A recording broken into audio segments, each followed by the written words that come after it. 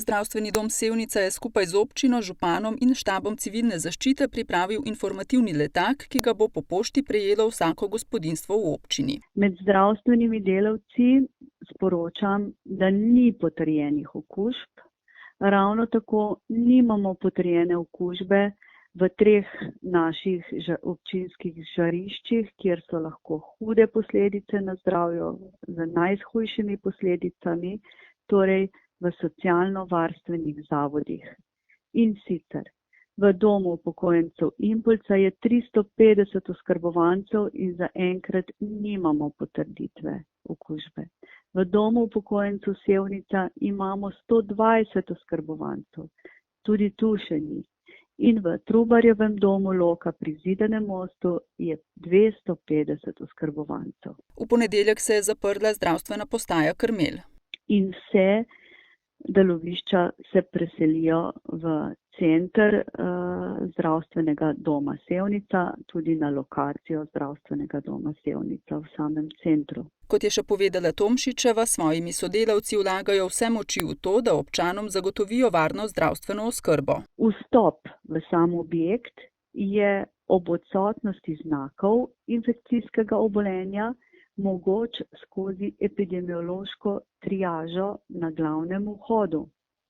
Enota nujne medicinske pomoči vas čaka na številki 112 in dela po nespremenjenem urniku. V zdravstvenem domu Sevnica so vzpostavili vstopno ambulanto za odrasle in pediatrično ambulanto za osebe s sumom na novo koronavirusno bolezen. Pripominjam tudi to, da smo naredili velike tehnične posege in v pritličnih prostorih zdravstvenega doma Sevnica smo preuredili prostore za odrasle posebej z veliko čakalnico in za otroke 2 prostora pregledovane posebej.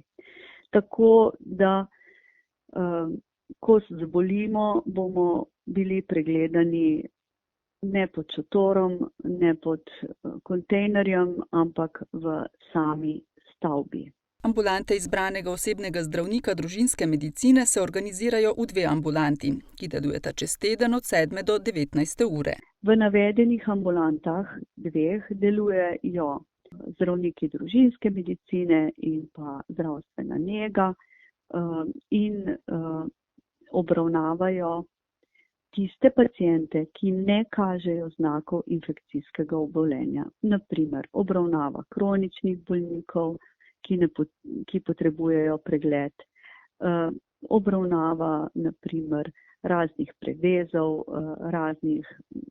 raznih medicinsko-tehničnih posegov, odstranitev šivov in tako naprej. Pacienti, ki potrebujejo administrativno storitev, torej predpis recepta, napotnice in podobno, naj pokličejo po telefonu. Otroško-šolski dispanzer poteka od ponedeljka do petka, od 7 do 15 ure.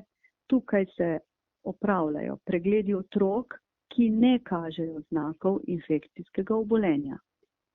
In pa preventivni pregledi predšolskih otrok do vključno 12. meseca.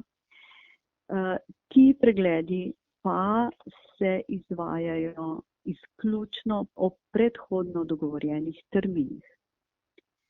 Naprošamo vas, če je le možno, kontaktirajte naše pediatrične ambulante preko e-pošte.